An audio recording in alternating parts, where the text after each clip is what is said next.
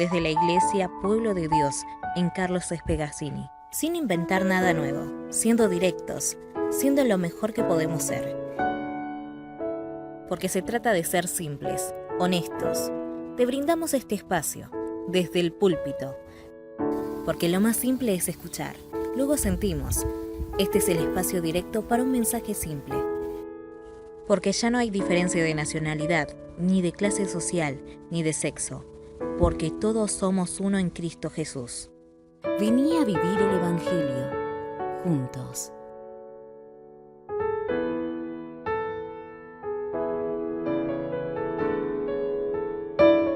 Bueno, amados, hemos pasado la Pascua, hemos pasado todo este tiempo, todo este camino. Espero que les haya servido. Espero que sirva como arranque del año, ¿no? Si bien estamos en el tercio del año, que podamos encaminarnos y seguir trabajando, seguir estando con el Señor y metidos en la obra, metidos en esto tan importante que es ser custodios del mensaje. Somos custodios del mensaje. Acuérdense, la imagen es la del corredor de postas, que tiene que pasar ese palito chiquitito que se llama testigo. Cada uno se lo tiene que pasar al otro. Y no se tiene que caer en el camino. Lo importante es que llegue a la meta con el testigo, con el testimonio perfectamente conservado. Y en esto no es solamente un tema de llegar primeros, sino que acá el tema es llegar. Como dice Pablo dice, corran de tal modo que lo alcancen. O sea, son salvos, van a llegar a la meta, no se hagan ningún problema porque de eso es el Señor. Pero hagan de cuenta de que no. Corran de esa manera. Corran como si no. Corran como si de eso dependiera su vida.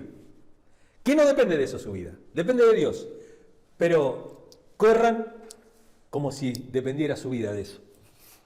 Y vimos a lo largo de toda esta segunda epístola de Timoteo, ya estamos en el capítulo 2, verso 14 al 19, que es lo que vamos a ver hoy.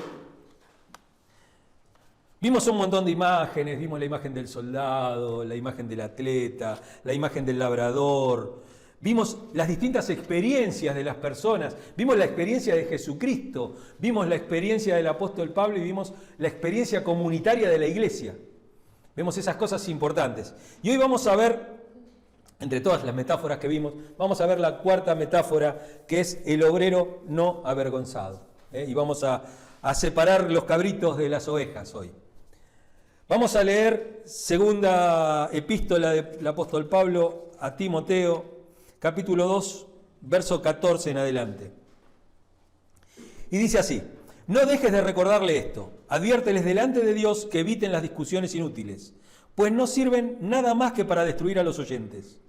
Esfuérzate por presentarte a Dios aprobado, como obrero que no tiene de qué avergonzarse y que interpreta rectamente la palabra de verdad. Evita las palabrerías profanas, porque los que se dan a ellas se alejan cada vez más de la vida piadosa. Y sus enseñanzas se extienden como gangrena.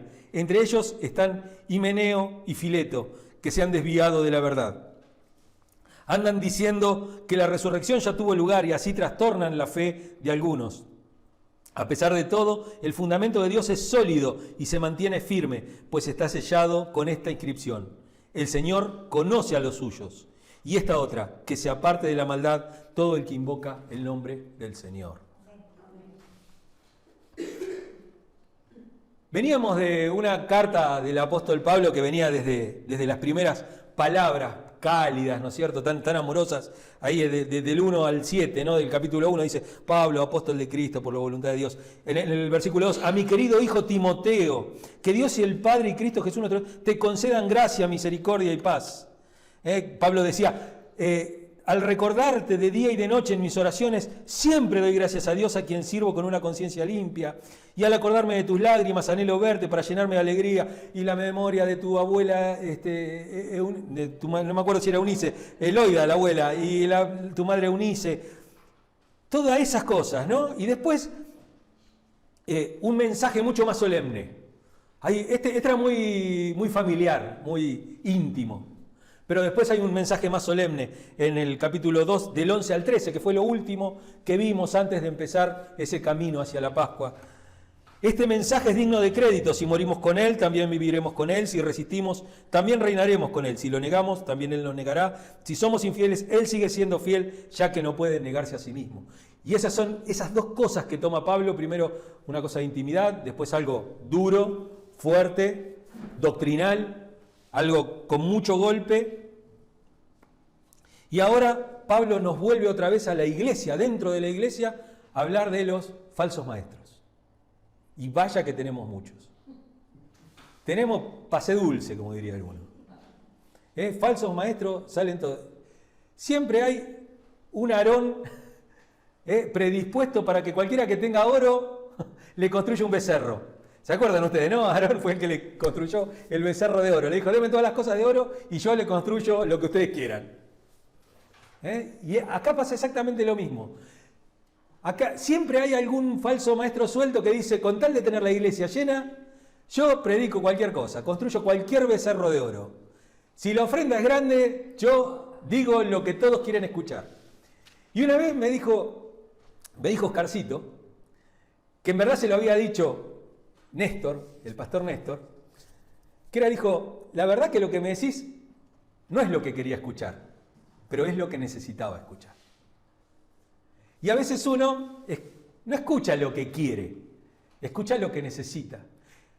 Y se supone que entre todos, como nos hablamos y sabemos y estamos todos juntos, sabemos cuáles son las necesidades de la iglesia. Entonces, al saber las necesidades, sabemos realmente qué es lo que necesitamos y qué es lo que se necesita también de la palabra de Dios para poder fortalecer a la iglesia.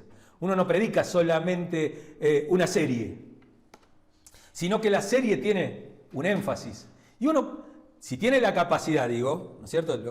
Se supone que después de predicar casi por 20 años, me imagino que algo uno tiene que haber aprendido, para poder encaminar la palabra de Dios y de que realmente la palabra de Dios sirva tanto para un roto como para un descosido.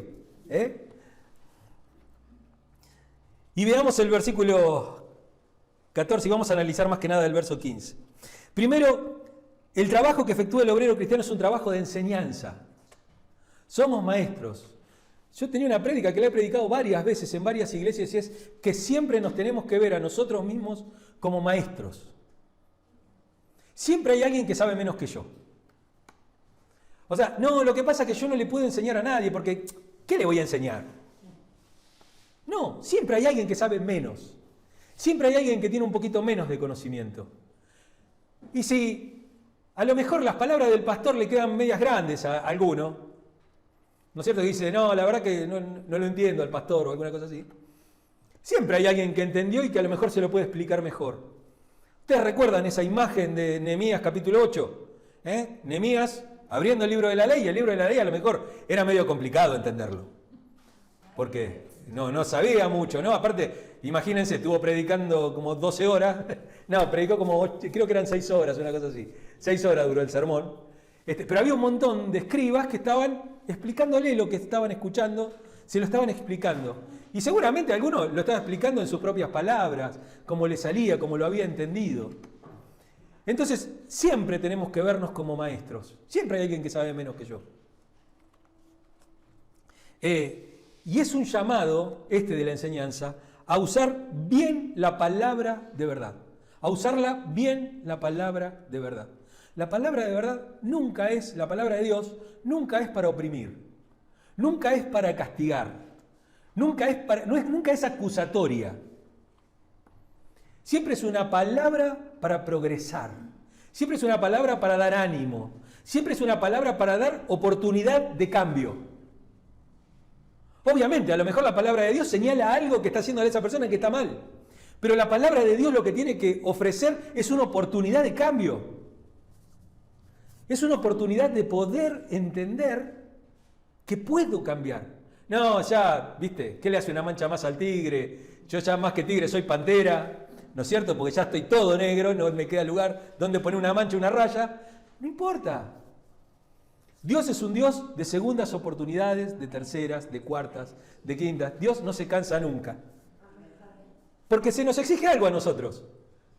Cuando nosotros decimos, nosotros somos muy perdonadores porque somos cristianos. Entonces, viene el Señor y te dice, no, 7 veces no, 70 veces 7. Y ahí vemos que nos quedamos cortos. Pero nos damos cuenta de cómo son las oportunidades de Dios. Y si a nosotros se nos pide 70 veces 7, es porque Dios es muchísimo más que eso. Así que Dios siempre está ahí para dar nuevas oportunidades. Lo segundo es que hay dos clases de obreros. Por una parte están los que son aprobados y por otra parte los probados y hallados verdaderos. Los aprobados y los probados y hallados verdaderos. Son dos cosas distintas.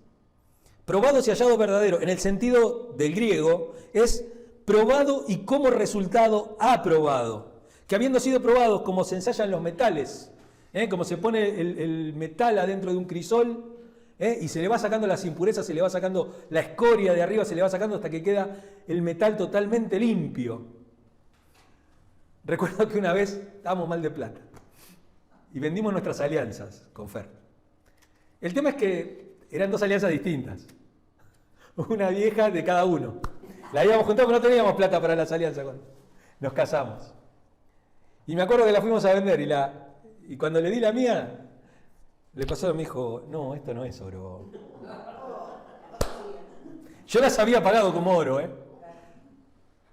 probado y aprobado. Esta no había aprobado. Por otra parte están los que no son aprobados porque fracasaron en el ensayo. Fracasaron en el ensayo. A veces, siempre, todos somos muy cristianos, todos somos muy eficaces, muy alegres, tenemos buen tino, tenemos buenos modos, todo, siempre y cuando no haya una crisis. En la cancha se ven los pingos. En el problema, ahí en el medio de la crisis, ahí ese es el crisol de Dios. Ese es el lugar en donde Dios te mete para sacarte la escoria, para sacarte todo y para que salgas aprobado por el fuego. Unos no tienen de qué avergonzarse mientras que los otros tienen un motivo de profunda vergüenza. Pero no ser aprobado por el Señor nos tiene que dar una vergüenza, pero una vergüenza proactiva. O sea, bueno, está bien, esta no pasé, vamos al recuperatorio. Me presento en la mesa de examen. En esta me preparo mejor para ser aprobado. En tercer lugar, la diferencia entre estas dos categorías tiene relación con el trato y uso que se le da a la palabra de verdad, al mensaje que tenemos que guardar, al mensaje que tenemos que custodiar. Si uno lo trata bien, por eso Pablo pone dos clases de maestros y ofrece un ejemplo de cada uno. Veamos el versículo 15. El versículo 15, lo miro acá. Versículo 15 dice, esfuérzate por presentarte a Dios aprobado como obrero que no tiene que avergonzarse y que interpreta rectamente la palabra de verdad. Fíjese, un obrero aprobado que no tiene de qué avergonzarse y que interpreta la palabra de verdad. O sea que la verdadera vergüenza es no interpretar rectamente la palabra de verdad. Es utilizar la palabra de Dios de tal manera que causa opresión, que sirve para llenarnos el vientre, que sirve para validar cualquier cosa. Aquel que lleva siempre agua para su molino. Y como decimos, no son las cosas que queríamos escuchar, sino las que necesitábamos escuchar. La palabra de verdad tiene esa característica. Y Timoteo era ese tipo de persona, y Pablo le dice, esfuérzate por presentarte delante de Dios. Las otras personas, versículo 17, y sus enseñanzas se extienden como gangrena, entre ellos están Himeneo y Fileto. Himeneo tiene un nombre de un ritmo así tipo, ¿no? Menea, menea, menea, algo así, ¿no? Himeneo y Fileto, que tiene nombre de salsa. Bueno, si no tenían nombre para poner a los chicos, ya tienen acá, Himeneo. Mirá, le pusieron a tu nieto le ponen Leónidas. Le hubieran puesto Himeneo o Fileto, mirá vos. Seguro que no iba a haber otro, seguro. Pero fíjense en el versículo 16. Evita las palabrerías profanas porque los que se dan a ellas se alejan cada vez más de la vida piadosa. Cuando uno empieza a tratar mal la palabra de Dios, y él dice, Himeneo y Fileto son los ejemplos de malos obreros que perdieron el derecho a la aprobación de Dios. Y no importa la aprobación de las personas, importa la aprobación de Dios. Decía el pastor Steve Lawson en uno de sus sermones, hace mucho tiempo que lo escuché, él decía, si no agrado a Dios, no importa quién agrade. Puedo agradarle a todo el planeta, puedo ser el tipo más querido por todos, pero si no agrado a Dios, no importa quién agrado. Yo estoy para agradar a Dios. No estoy para que los demás me quieran, sino que Dios me tiene que aprobar. No importa el grado que reciban de los hombres o de las mujeres. Tienen sobrados motivos para estar avergonzados, porque no han trazado bien. Y tenemos el trabajo de los buenos y de los malos. El buen obrero corta o traza rectamente. Versículo 15. Versículo 15. Traza y corta rectamente la palabra de verdad. En cambio, el mal obrero, en el versículo 18, pone errado el blanco. Erró el blanco. No es amartía como la palabra pecado, es otra palabra que no viene al caso, porque es muy graciosa, entonces no la voy a decir. Entonces, errado el blanco, que se ha desviado de la verdad. El buen obrero, y voy a tener que decirla porque está acá. El buen obrero, en el versículo 15, el verbo ortotomeo. La palabra orto, perdón, que lo diga así, con el perdón de la mesa puesta, significa recto. Significa algo recto. Ortopedia, la palabra ortopedia es para enderezar algo que está torcido. Es eso, es recto, es rectitud. Y se traduce como usando bien, cortar derecho. Es una palabra que es muy, pero muy poco usada. Tal vez para que no se produzcan estos chistes. Pero es muy poco usada. Se usa esta sola vez en el Nuevo Testamento y se usa en Proverbios 3:6. Él enderezará tus veredas. Y en Proverbios 11:15, la justicia del perfecto enderezará su camino. Esas 3 veces nada más se utiliza esta palabra de enderezar. ¿Cómo es esto de cortar derecho? De cortar derecho. No es como decir, bueno, porque había los teólogos más antiguos, y si uno ve los comentarios más antiguos, los teólogos lo que decían era que esto de cortar derecho tenía que ver con como recortar o depostar la palabra de tal manera de hacerla eficaz. Es como aprovechar bien la pieza. Era esa supuestamente. Ahora, cuando empiezan a venir los escritos más nuevos, o sea, no escritos más nuevos, sino que se encuentran escritos más viejos, alguna vez creo que he explicado el tema de lo textual. De lo textual. Cuanto más antiguo es un documento, es mejor. Hasta hace poco tiempo nuestras Biblias, nuestros textos bíblicos más antiguos eran del 1400, 1500. Y había algún texto un poquito más antiguo del Antiguo Testamento y eso. Pero a medida que la arqueología va avanzando, y después, acuérdense, los escritos de Qumran, ¿no es cierto? Y todo eso, en el año 47, 1947 y todo, se empezaron a encontrar documentos cada vez más antiguos y que tenían mejor sentido. ¿Por qué? Porque cuando uno copia y a lo mejor le parece que esto no quedaba tan bien, entonces le agrega un poquito más. O a lo mejor el escriba hacía un comentario ahí al costado y el que copiaba agregaba el comentario del escriba al texto. Entonces, por ejemplo, tenemos, qué sé yo, el final de Marcos. El final de Marcos, ya los que estudiaron Marcos conmigo lo saben, el capítulo 16, a partir del versículo 9, yo, por mi parte, no lo predicaría. y la mayoría de los pastores que saben un poco de este tema no lo predican.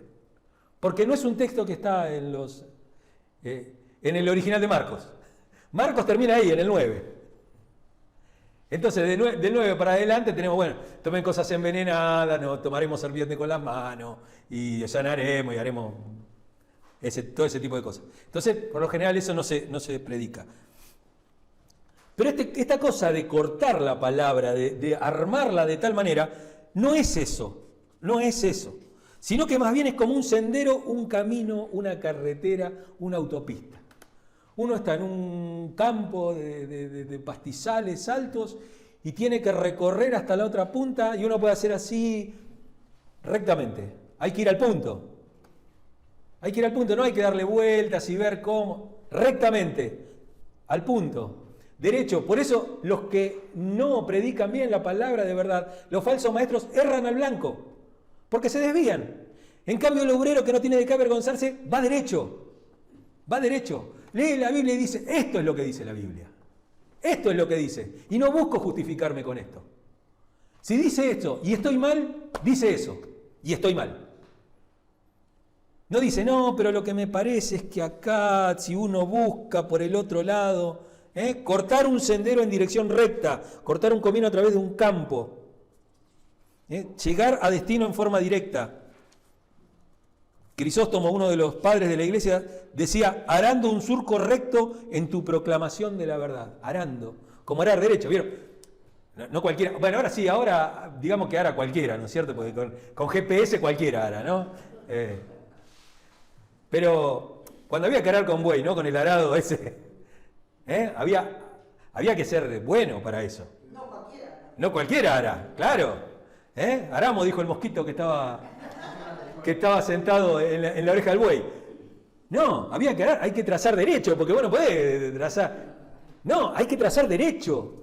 Y eso es lo que tenemos que hacer con la palabra de Dios, con esa palabra de verdad que es la fe apostólica, que es lo que dice la Biblia, lo que dice el Nuevo Testamento sobre todo.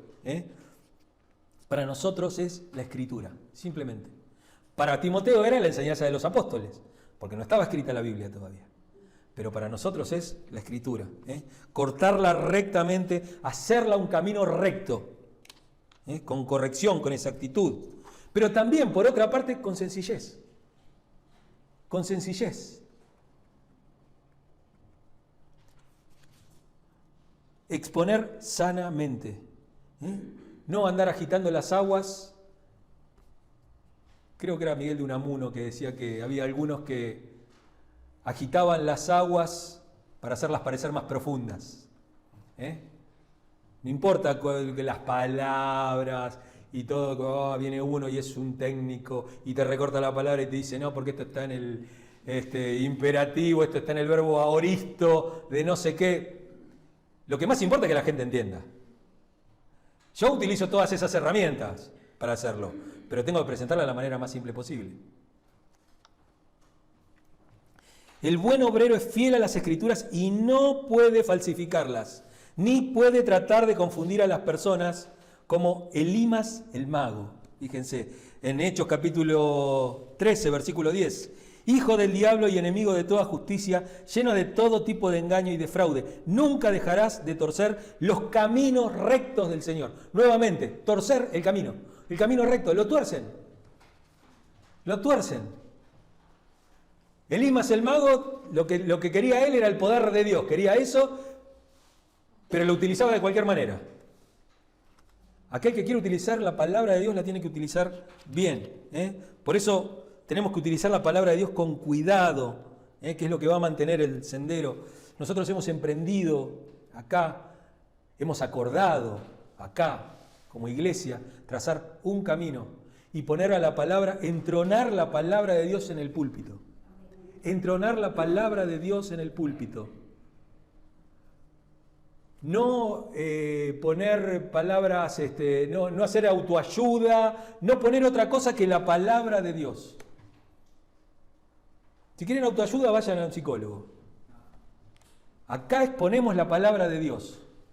Es la palabra de Dios la que reina la iglesia. Es la palabra de Dios la que gobierna la iglesia. Jesucristo gobierna su iglesia y lo hace a través de la palabra de Dios. El púlpito es el timón de la iglesia. Para donde va el púlpito, va la iglesia. Y el que no quiere ir rectamente y el que no quiere que eso sea, quiere otra cosa, realmente se tiene que cambiar de iglesia. Lo mismo para el que está en otra iglesia y está desesperado por la palabra de Dios y todos los domingos le dan mensajes automotivadores, le dan cuentitos y charlas y le dan todas esas cosas o le dicen la cosa fácil, vení, vamos a hacer pacto, vamos a hacer esto, vamos a hacer el otro. Por favor, cámbiese de iglesia. De los dos puntos digo. Hay buenos obreros y malos obreros. Uno puede ser un excelente motivador arriba del púlpito, pero no por eso puede llamarse pastor. Un pastor, un obrero aprobado, maneja bien la palabra de verdad y pretende que las personas que se congregan corten bien la palabra de verdad, caminen bien, caminen recto, vayan hacia ese lado, aprendan un poquito más, se vayan convirtiendo poco a poco en maestros, aprendan todos los días un poquito más. Vos no podés ser igual que el mes pasado. Tu fe no puede estar igual que la semana pasada. El mensaje de la semana pasada tiene que haber hecho algo en tu vida para que vos crezcas. Si no, no está sirviendo en tu vida el mensaje, la palabra de Dios. El mal obrero, en cambio, es lo que utiliza Pablo para describir, utiliza algo de la ballestería, de tirar con la ballesta. Utiliza el verbo astocheo. Estochos. Vieron que la estocada es cuando uno toca al otro, estocada. Viene de ahí también la palabra. Un blanco, estocheo, toca el blanco. Y dice Pablo, errar el blanco, que no es lo mismo que pecado, que también es errar al blanco, pero la palabra es amartía, es otra palabra, pero este es astocheo. Y es desviarse de algo.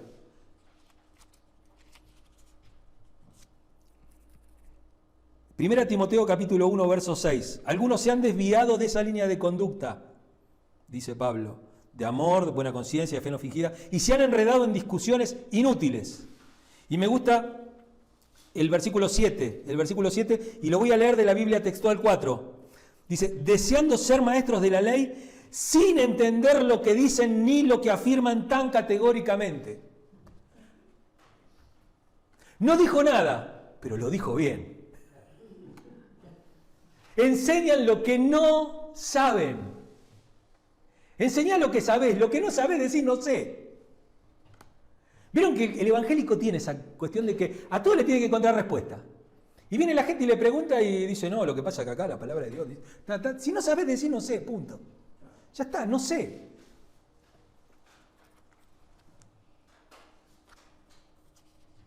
Me encanta esa. De hecho, creo que esta semana si puedo me la compro. La NBI, la BTX, la Biblia textual, porque es muy clara en esto. Fíjense, deseando ser maestros de la ley, quieren ser maestros de la ley, sin entender lo que dicen ni lo que afirman tan categóricamente. Algunos por abrazarla se han desviado de la fe. O como dice también la Biblia textual, erraron al blanco acerca de la fe.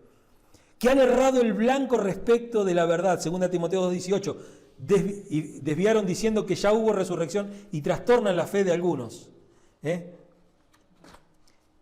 Perdón si me extiendo un poco, es un poquito amplio este mensaje, pero tengo que predicarlo de esta manera, si no quedaba muy cortado. Si uno traza el camino en forma recta, otros van a poder seguirlo y mantenerse en el camino. Son caminos que se pueden volver a caminar. ¿Recuerdan ustedes la palabra? Creo que es en Isaías, si no me equivoco. Hay un camino que se llama camino de santidad y cualquiera que camina por ese camino, por muy torpe que sea, no resbalará de ese camino, podrá caminar rectamente. Si erra el blanco, la mirada de los espectadores será distraída del blanco y sus ojos seguirán a la flecha desviada. Si yo voy para cualquier lado, la gente no va a mirar el blanco, no va a mirar a dónde quiero ir. Dice Pablo, no dejes de recordarles. No dejes de recordarles. La NBI utiliza adviérteles. Lo que indica ese adviérteles, ese no dejes de recordarle, es que la tarea nunca está completa. Siempre requiere atención. Es como el fuego, ¿viste? Si vos no lo avivás, se apaga. Uno siempre tiene que estar. El fuego está prendido. No, el fuego siempre se está prendiendo. Si uno no le tira algo, se apaga. Dice el versículo 14. Estamos en 2 Timoteo 2. Pablo le dice a estos malos obreros que Timoteo los evite. No le dé bolilla. Evítalos. No te juntes a discutir. Es al divino botón. Y al resto no dejes de recordarle esto. Adviérteles delante de Dios que eviten las discusiones inútiles, pues no sirven para nada más que para destruir. Destruir, la palabra destruir es catástrofe. Catástrofe, demolición. En el griego es catástrofe. Es esa palabra. Demolición. Evita las palabrerías profanas, porque a los que se dan a ellas se alejan cada vez más de la vida piadosa y sus enseñanzas se extienden como gangrena.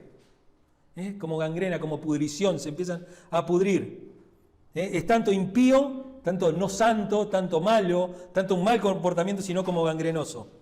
Lo primero que hace es alejar a las almas de Dios.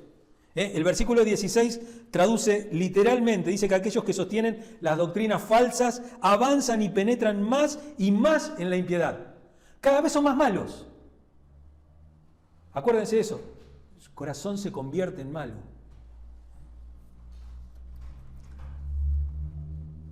Es un movimiento progresivo en la dirección equivocada. En segundo lugar, disemina la infección en la comunidad, en toda la comunidad. Somos un cuerpo. Somos un cuerpo. Por eso yo soy tan tajante con el tema de manejar el púlpito yo y no dejar que otros prediquen. Porque si hoy predica uno, mañana predica otro y pasado predica otro, uno empieza a predicar. Nadie sabe a quién seguir. Tiene que ser un equipo súper, que predique bien, que prediquen todo bien, que tengan más o menos toda la misma idea, todo. Pero hoy voy para un lado, mañana voy para el otro, pasado voy para allá, pasado voy para allá. Para nada aprovecha, sino que es para perdición de los oyentes. Sus enseñanzas se extenderán como el cáncer. Trastornan la fe de algunos. Los trastorna y produce una catástrofe, una destrucción. En cambio, la palabra recta los edifica en fe, amor y santidad. Y aunque la fe de los hombres puede ser trastornada, el versículo 18, la segunda parte, el fundamento de Dios siempre permanece firme. Firme, hay firmeza. Acuérdense de las palabras de Pablo, somos baluartes de la verdad. Baluartes, columnas de la verdad. Esta es la verdadera iglesia que el Señor está construyendo. Tiene un doble sello. El primero es secreto. Quiero que veamos esto bien y con esto ya terminamos. Esto es fabuloso. No fabuloso porque es de una fábula, sino porque es fabuloso. Me parece tan claro acá el apóstol Pablo. Tiene un doble sello a los buenos obreros, los obreros que trazan bien la palabra de verdad. Fíjense el versículo 19. A pesar de todo, el fundamento de Dios es sólido y se mantiene firme. Pues está sellado con dos inscripciones. Dice con esta inscripción y después dice con otra. El Señor conoce a los suyos. El Señor los conoce, el Señor te conoce. Sabe si estás haciendo las cosas bien. Me podés engañar a mí, podés engañar a tu hermano, podemos engañar al que quiera, pero a Dios no lo vas a poder engañar. Y el Señor sabe, por eso hay una iglesia visible y hay una iglesia real. La iglesia visible es esta, pero la iglesia real es la que el Señor ve. La iglesia puede estar llena y no todos pueden ser parte de la iglesia. Para ser parte de la iglesia tenemos que hacer que el Señor nos conozca. Nos conozca. El Señor conoce a los que son suyos. Y lo segundo que dice, que es público y visible, dice, apártese de iniquidad todo aquel que invoque el nombre de Cristo, comprobando que el Señor está en su vida por su santidad, por cómo vive. Mejor método de evangelización de toda la historia desde el comienzo del mundo. Tu vida. Tu vida. Si vos vivís bien, no tenés ni que abrir la boca. Y eso prueba algo, prueba que sos del Señor, que le perteneces a Él. Solamente el Señor conoce y reconoce a su pueblo y puede diferenciar entre el verdadero y el falso, pues solo Él ve el corazón. No sé si ustedes recuerdan la historia de Coré, de Datán y de Abiram, ahí en Números, cuando dijeron, ¿y por qué tenemos que seguirlo a ustedes dos? ¿Quiénes son ustedes dos? Era Moisés y Aarón. ¿Por qué lo tenemos que seguir a ustedes? Estaban ahí con ganas de rebelarse, querían otro. Y Moisés fue muy simple, dijo, bueno, manejen las cosas ustedes también, las manejamos nosotros, y que el Señor decida, que el Señor los pruebe. ¿Recuerdan ustedes cómo terminó Coré? Se abrió la tierra, cayeron todos adentro. Fue tremendo. Esto está en Números 16, si quieren volverlo a leer. Pero porque Él conoce, porque el Señor conoce y el Señor prueba. Que tu vara como la vara de Aarón florezca. ¿Recuerdan la vara de Aarón? Cortada, seca, pero floreció y dio fruto. Así somos nosotros. Tenemos que dar fruto, mucho fruto, porque en eso se muestra que somos del Señor. Amén. Vamos a orar.